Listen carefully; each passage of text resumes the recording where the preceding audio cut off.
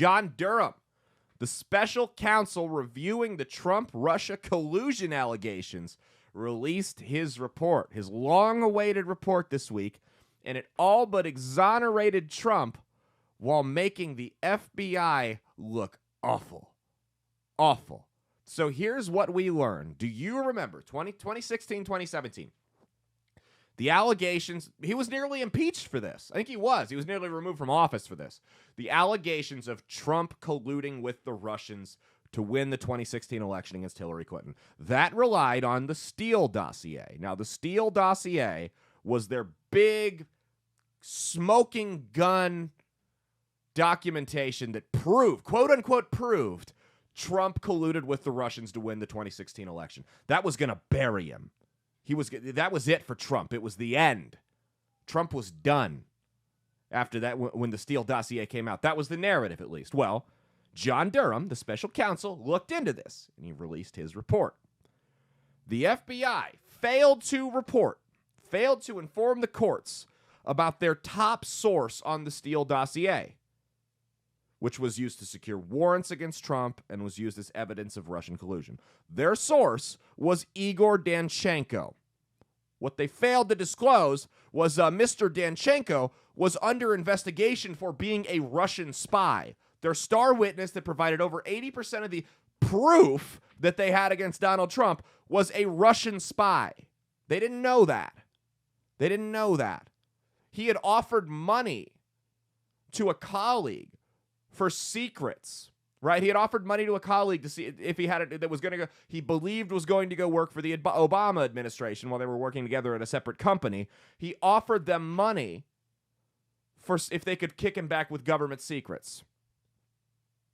The colleague went to the feds. Feds started investigating him. Separate federal group came in and said, hey, this is our evidence. This guy's our source. So the FBI was investigating someone that the FBI was using as a star witness, but it's so big and so disoriented that they have no communication and they had no idea the entire time. Well, they did know, and they rolled with it anyway. They rolled with bad information. They rolled with lofty leads, knowing they had bogus evidence, and wasted taxpayer money to pursue an investigation that they knew would lead them nowhere. They weren't even looking for evidence to arrest him. They were the evidence they were searching for while they were investigating the Steele dossier was not evidence to make an arrest. It wasn't evidence to make a conviction. They were looking for evidence to even justify looking into him, to just justify the investigation in the first place. And they drew this up for years. They tried to discredit the administration with it. They destabilized it. The feds did this. And when I tell you that the intelligence agencies are an extension of the Democratic Party, of the regime as a whole, this is what I'm talking about. These people don't fight crime. If they fought crime, the Epstein client arrest tracker, I'm pointing the wrong way. The Epstein client arrest tracker wouldn't still be at zero. Because you got a witness that sang like a canary and Ghislaine Maxwell, and you haven't arrested anybody. They don't fight crime. They harass political opponents. The same thing as the IRS, the same thing as the CIA, the same thing as the ATF. They drew this out for years. They destabilized the administration and influenced the upcoming election. If you're going to tell me that the Russiagate nonsense didn't have an effect on the 2020 election, it got oceanfront property in Iowa to sell you, and it's not Carter Lake. They did this all while refusing to even bother to look into the Biden crime family. The president of the United States, former vice president, they produced bank records of this guy receiving wires from China, from Romania, from Russia, from all over the world. We're not going to look into it. Hunter Biden, Joe Biden's crackhead son. You know, the underage prostitute guy with business deals in Ukraine. He's part of that whole financial findings garbage, too. That guy, you know who I'm talking about, that Hunter Biden. He bought a gun. Well, Hunter Biden, at the time he bought that gun, there's also video of him using crack. Now, there's one question on the background check that they can't actually follow up on. It's kind of an honor code thing here. When you buy a gun, it says, are you a user of or addicted to an illegal substance, including marijuana? Well, Hunter Biden was smoking crack at this time. He is on video smoking crack around the same time he purchased that gun, which means he lied on the ATF form. The ATF hasn't even looked into it. You know for a fact this guy committed a crime. You have video time, because that's what crackheads do, apparently, is they record themselves smoking crack. You have video time and date stamped evidence that this guy lied on an ATF background check, and you haven't even bothered to look into it. But you look into Trump nonstop for years on end. It gets better. In March of 2022, the Clinton campaign and the Democratic National Committee agreed to pay fines for campaign finance violations. Now, these campaign finance violations, they weren't just the normal nonsense that people get away with. It wasn't, hush money to a porn star. No. The money that these finance violations were because they funded the Steele dossier, the dossier that looked into Trump. So the entire investigation looking into this Russian spy that they knew was a Russian spy, but they swear they don't know was a Russian spy, that was bad information and misinformation.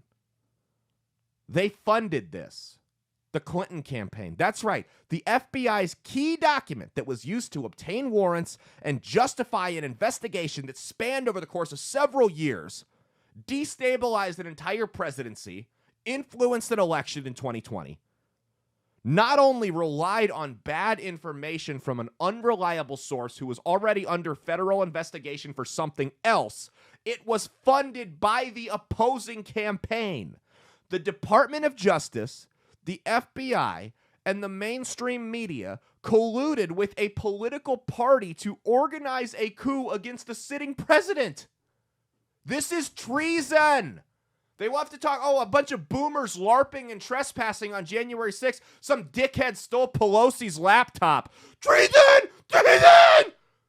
This is actual treason. This is actual espionage. These are actual crimes you can punish.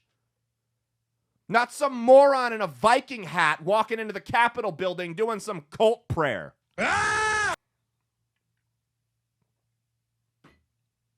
This is a banana republic. This is what goes on in Who Gives a Fuckistan. That's what happens over there.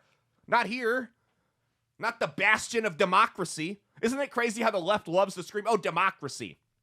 We're defending democracy. Nothing's more important than defending our democracy. Meanwhile, they're colluding with intelligence agencies and media interests to...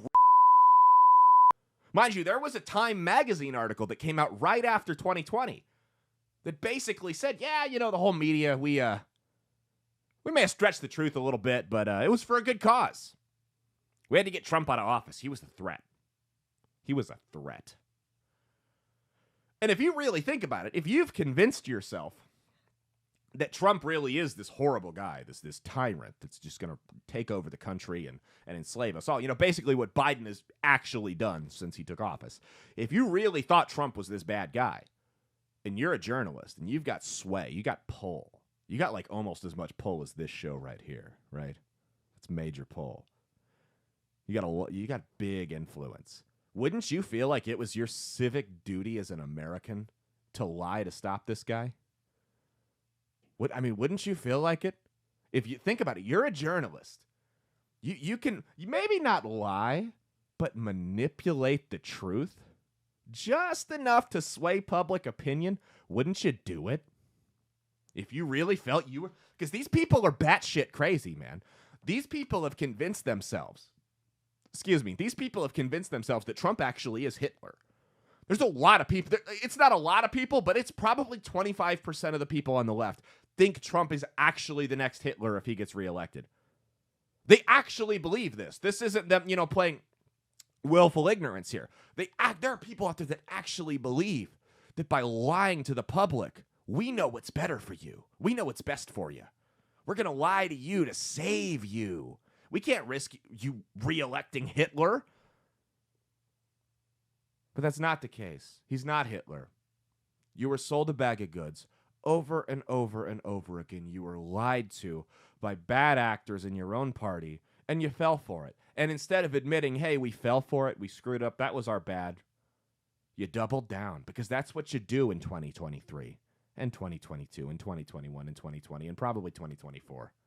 You double down. You never admit when you're wrong. Never. Even if they, you accuse some comedian of sexual assault and then surveillance footage proves otherwise, you still swear that you weren't wrong. You swear up and down, and then you slowly come out and say, well, it was a misunderstanding. I just want everyone to move on from this. That's what you do. But that's it, man. The Durham report should be groundbreaking news. The intelligence agencies colluded with a political party to rig an election and persecute the lead candidate for the other political party. That should be front page news. Front page news for the next year until 2024. Till the election. But it won't be. Because front page headlines that are incorrect get back page apologies. Hey, thanks for watching. If you liked what you saw, be sure to click the link in the description to get the full episode on Rumble. If you prefer to listen along, you could actually get us on Spotify, Spreaker, and iHeartRadio. You can also go to www.outlawstreamers.com to learn more about not just my show, but tons of other great shows and all the exciting projects they have coming up. Follow my socials at Caleb Isn't Funny on Twitter and Instagram, at Caleb Salvatore Comedy on the Chinese Spy app that is TikTok, and be sure to like and subscribe to this YouTube channel. Thanks, and we'll see you every Saturday for brand new episodes of That's Based. Peace.